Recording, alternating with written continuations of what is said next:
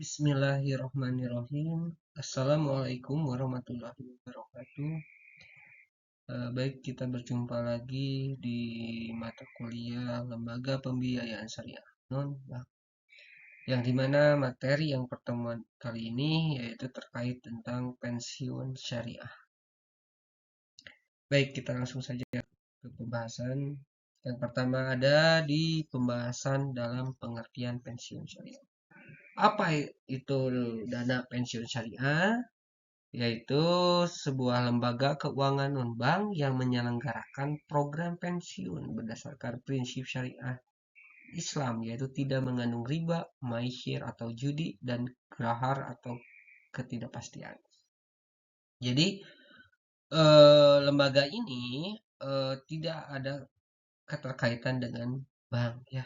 Saya peringatkan lagi, lembaga ini tidak ada kaitannya dengan bank karena lembaga ini berdiri dengan program pensiun, pengumpulan dana-dana untuk mengelola dana pensiun yang berbasis syariah.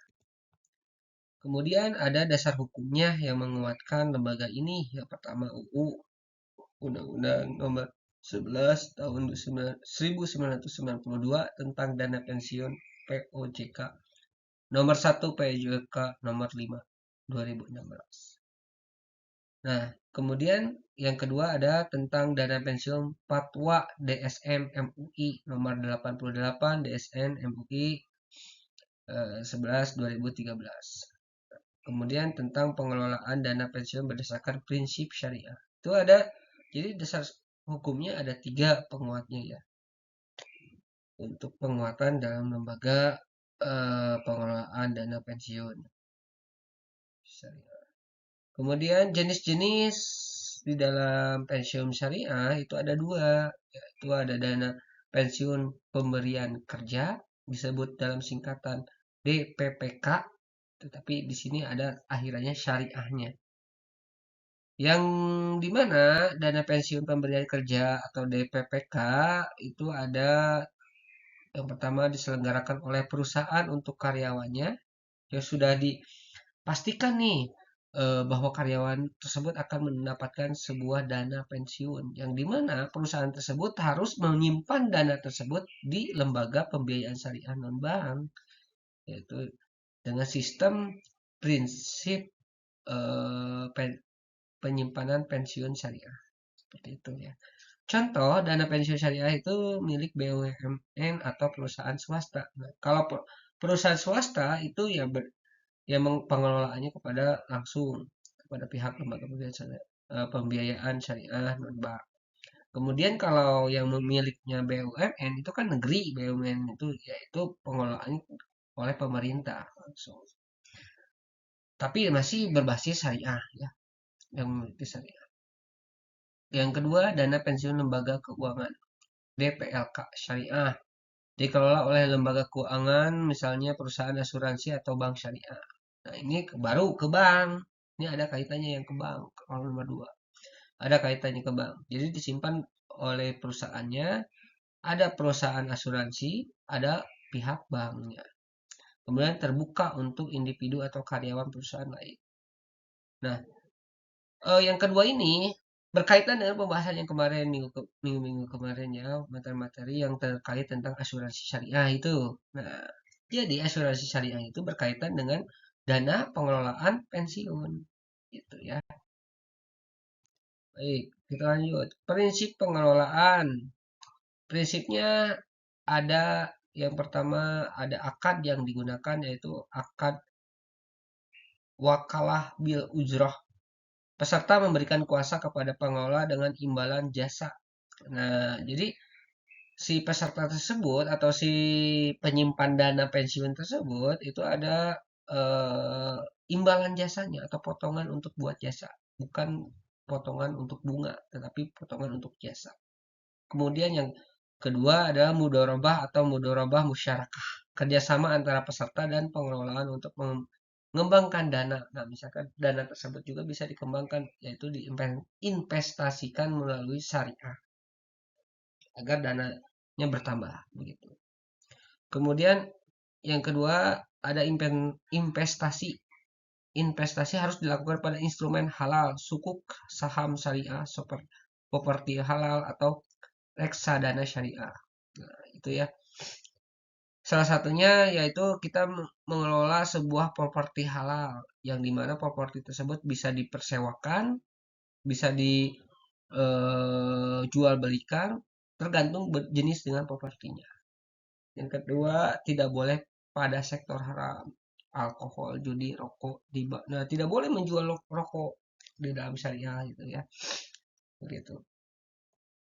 Kemudian ada jabatan fungsional. Yang pertama ada Dewan Pengawas Syariah yang fungsinya menjaga kesesuaian syariah. Yang kedua ada pengurus dana pensiun, yaitu menyusun kebijakan strategi investasi. Nah, kemudian yang ketiga, manajer investasi syariah. Fungsinya mengelola dana sesuai fatwa regulasi yang sesuai dengan tadi ya, dengan hukum-hukumnya itu. Nah, itu manajer investasi syariah. Kemudian yang terakhir ada peserta penerima manfaat dana pensiun di masa depan. Begitu. Jadi di dalam jabatan fungsional ini empat orang ini sangat berperan aktif di dalam pengelolaan pensiun dana syariah. Yang dimana nanti ketika kita ingin suatu saat kalian memiliki sebuah perusahaan, nah tinggal kalian cari jabatan-jabatan ini untuk pengelolaan sebuah pensiun syariah.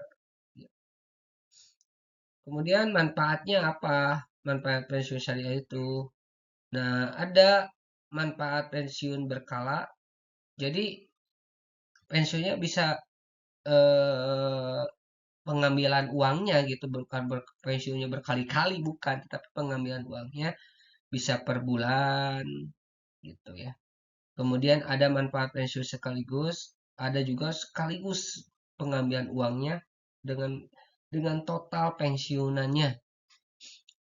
Kemudian manfaat pensiun janda, duda, dan anak itu ada juga. Ada pensiun untuk seorang janda, ada pensiun untuk seorang duda, dan ketika orang tuanya meninggal terus ditinggalkan ada seorang anaknya, nah pensiun tersebut bisa lari ke anaknya, haknya gitu. Kemudian ada asuransi tambahan. Nah, kalau asuransi ini harus ada jika menggunakan asuransi jiwa syariah, harus ada pendaftarannya gitu ya, pengelolaan kembali gitu, berbeda dengan pensiunannya kembali, dengan pensiun tanpa ada asuransi tambahan, seperti itu. Untuk lebih jelasnya ada di materi yang sudah saya sediakan, seperti biasa kalian pelajari gitu ya. Mudah-mudahan apa yang sudah saya sampaikan di materi ini mendapatkan sedikit pencerahan buat pemahaman kalian terkait dengan pensiun syariah. Dan di mana lembaga pembiayaan non-bank, pembiayaan syariah non-bank ini bisa bekerja sama dengan beberapa perusahaan juga. Kemudian kalian sebagai mahasiswa, ketika kalian bekerja di berbasis syariah, itu bisa dipertanyakan. Kalau kalian sudah menjadi karyawan, bisa dipertanyakan untuk terkait dengan pensiun syariah.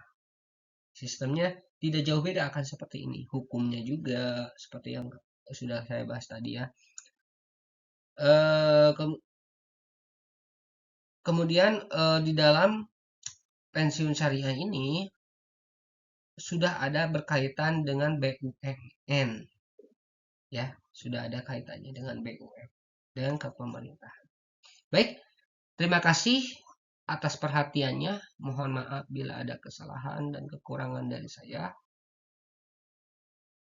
Saya tutup dan akhiri dalam pertemuan ini. Wassalamualaikum warahmatullahi wabarakatuh.